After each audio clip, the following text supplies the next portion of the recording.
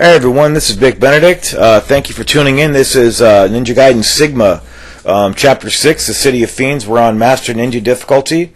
So we're atop Han's bar at this point, and we get a nice $25,000 item right off the bat. It's the Talisman of Rebirth. So that's a very generous gift from this game. So you want to head on down this chute here. And over to where I was before, outside there is a little area where there's a low potion, and since I already had my carrying capacity filled, I couldn't acquire it, so I do come back to it in another take off camera, but just wanted to let you know it's out there. You don't want to jump from the roof to the ground because you're going to miss this item right here, and the item right on the bar itself. Although if you wanted to, you could. That would actually, make you skip these guys here, but you would have to, face these guys in order to get the life of the god, so just don't do it. Also, don't worry about using Nimpo, because we're going to be accessing the monolith again, where the windmill shuriken was, a couple videos back when I acquired that, before we did the Rachel section in the last video. So, over here we have Elixir of the Devil Way on the counter here. It's a nice item, a $5,000 item, as well as a map of Dwarku. That is the monastery level. So when we come out here, unfortunately, we have to reface the motorcyclists that we defeated as these were the bosses, kind of, in the chapter 4. So it doesn't make much sense that they're still hanging around here. But if you do have a problem with these guys, I would just recommend not using the Nimpo that I use on the Red Fire Ninjas inside that bar. And instead use the Nimpo on these guys, because like I said, you can just access the monolith and get all your Nimpo back. Now I got a guillotine throw on that guy. So basically what's going on here is that we've just acquired the Lily Key, and now we're going to be backtracking to the area where the Lily Key is, saving it, and then using the Lily Key to access the next area of the game. So we filled up our health there. And I would recommend grinding for money quite a bit on this stage, just as you did on Chapter 4, if you were of that particular mindset. I really like the windmill shuriken. It's a great tool. It's like a boomerang. You always have ammo. So right over here, when I exit this door, I'm going to show you another way to manipulate the camera. Don't press the R1 button right away to situate the camera. Just charge up to about your blue charge, and then press R1, and see how the enemies start charging at me when I pointing the camera at them. That's camera manipulation at its finest.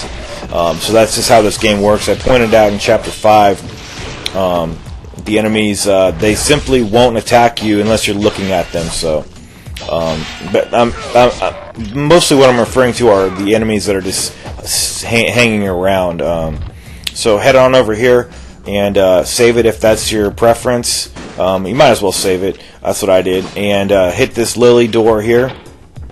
I got a couple of white tactical ninjas who are no problem whatsoever. The counter attack works pretty well if you can get it off. A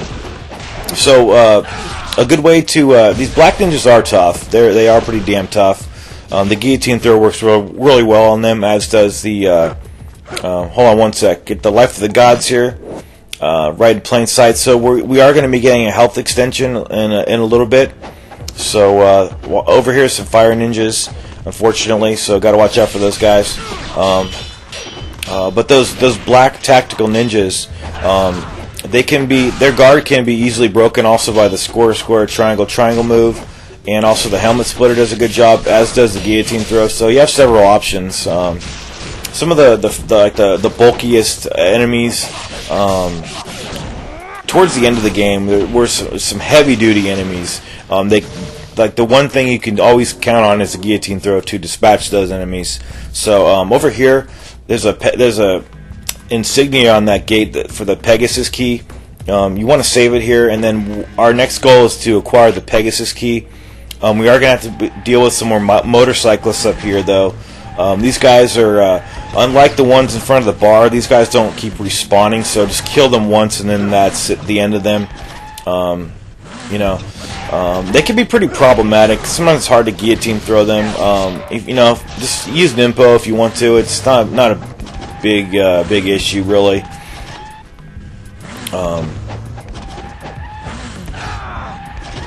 So, you know, that door is open anyway, so it is nice to at least clear these guys.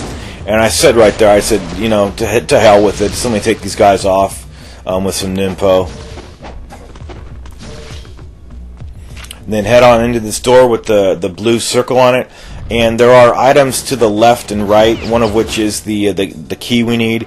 But you first want to take down these enemies because they're right in the way. They're going to cause you problems. The door with the crack on it, those can be these doors they're in a couple of areas, and the way to take those down is to either use Rachel's Warhammer, the Dabalacro, or Incendiary Shurikens, all of which we don't have right now, obviously, but just letting you guys know. And over here is the Golden Scarab. It's kind of nicely hidden here, and I actually didn't turn the camera back in time, and I fell down.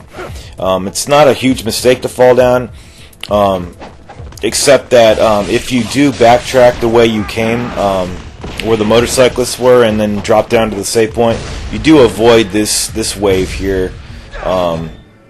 So it's a bit of a... You're going to run into fire ninjas regardless, because they're also hanging around the door with the Pegasus insignia on it. So there's really no way to skip these fire ninjas. But they are very cheap. You know, they have a lot of cheap combo hits that can just, if you're at full health, it can almost kill you. So it's pretty damn dangerous. Those guys, you really got to hate those guys. So here's the door, and so if you did go the other way, those ninjas would just be right over here. So I think the reason they didn't spawn is because I was on the same area here. So so we have lowered the drawbridge there, and now we're going to cross it. You can't skip this animation, or excuse me, this cutscene, so that's why I left it in. And then we are going to cross that drawbridge. That's our next goal. That's the only time you're ever going to need to lower the drawbridge. I believe maybe it does get... yeah, I think it gets lowered somehow, but it's not, you know, you've never, it does, I don't know why it does it. It may be, I think it's because you're Rachel. Okay, so you want to head on up here, and going to get a nice little loading screen to, you know, irk your nerves a little bit more than they already are, probably. And this fire ninja was frozen in time right there, but it gave me a pretty good chance to set my moves up and prepare to do that Izuna drop. So these ninjas, they spawn if you die. For instance, if you save at that save point and then you go on to where the boss is and you die, they're going to respawn. So that's what happened over here. But first I'm going to get a couple of more items once I dispatch this last fool here. He had quite a bit of HP. That was pretty intense. So over here is the Golden Scarab in this little alcove right over here. You want to grab that, and then in a treasure box down the path just a little bit is this Life of the Gods. It's the 9th one we need. So we're going to I mentioned before I was just going to apply these when I got all 9. So it's kind of a laborious process here, having to press them one by one. But you don't want to miss any of these. You want to get all 45 of these, because there's no point in getting 44, you know, and then not getting that health upgrade. So you essentially got like 8 of them for no reason whatsoever. That's what happened to me, but I'm going to ensure that it doesn't happen this playthrough, so we don't miss any items, guys. You don't want to head to the right, because there's absolutely nothing over there, and you're going to get ambushed. So it's senseless to go over there. I don't even think you can open the door at this point. I'm pretty sure it's locked. So over here there's a Golden Scarab, and I press the R3 button to zoom in on him. So he's just kind of hanging out there. You want to grab that, and then you're going to notice that I have some fire ninjas on my back right here. It's because I died over here. And so there's going to be an area over here. It's a mandatory fight. And which, after you win, you want to go back and save it, definitely, because there's quite a lot of things to do prior to the boss after this section, and it's really irritating if you don't happen to do well and you die. You have to do this part over again, unless you don't mind doing this part. It's not that hard. It's just, you know, you want to get back into the action after you get killed on a boss. That's normally what I want to do. So the boss is Hydracubus, and the lag that I experienced on this run of Hydracubus was more than I've ever experienced lag in this game. The Hydracubus boss fight has universal lag, so it's an instance that occurs for every gamer. Everybody complains about it. It's just an issue on Hydracubus. They did not do their job correctly when they're making that boss to minimize the lag, and the amount of lag I experienced was insane. I've never experienced lag so much, and my PS3 has even fewer save files on it, and it's not even an issue of that. And it's not even an issue of if you install the game in your hard disk, it's not going to lag less. You know, I had the game installed on my PS3 and it lagged even more, so that just goes to show you. But I did go back and save it over to the right, but I edited out my going back there and saving it. What I did here was stock up on supplies, so I have enough to deal with the boss. The lag just killed me. I was doing really well on the boss, and it just throws you off so much, and just it makes you. Oh, okay. Scratch that. I wanted to say this: the geographies on these two, on the Rachel and Ryu sections are all the same. So I forgot to mention it last time. I opened a box when I was Rachel, that exact box, and I neglected to say that it doesn't matter what boxes you get as Rachel. They're still gonna populate on Ryu's map, so you don't have to worry about opening a chest and it not being there for Ryu. They're completely separate campaigns, so even though the geographies overlap, it doesn't matter. So these guys are pretty tough here. You want to do the Azuna drop. It works pretty well on these guys. I'm not sure if you can guillotine throw. I wouldn't imagine that you could Azuna drop. Guillotine throw these guys off. You know, I might be wrong. But the dinos pop in over here, and there's 3 of them. And see, the Azuna drop works really well on these guys. They're so tall that you can get in all the combo hits of the Azuna drop in on these guys. So the most times I get hit here is when they're rolling at me. I'm trying to prepare my charge, and I turn around with the camera and they're rolling right at me. That's pretty much happens every time. They also have a flame breath attack where they shoot fire, but that's a good opportunity to start charging. See right here, because it gives you a long time to prepare your charge. And they also can bite you. That's the most deadly move. They'll bite you and kind of throw you around as you're kind of hanging out of their mouth, so you really got to watch out for that. But once these guys are cleared, though, Hydracubus is going to jump in, and he's got pincer fiends with him, those sliding imps. They're not that problematic, and this boss fight, it can actually go pretty smoothly. It's just if that lag wasn't there, it'd be a different story. So what's happening here is that you see his flailing tentacles there.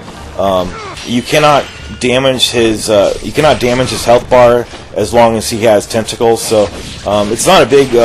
I wouldn't consider it a mistake to focus on these imps at first. They're not that hard to kill. They can be Azuna dropped with relative ease, and so you just want to see the lag's already setting in.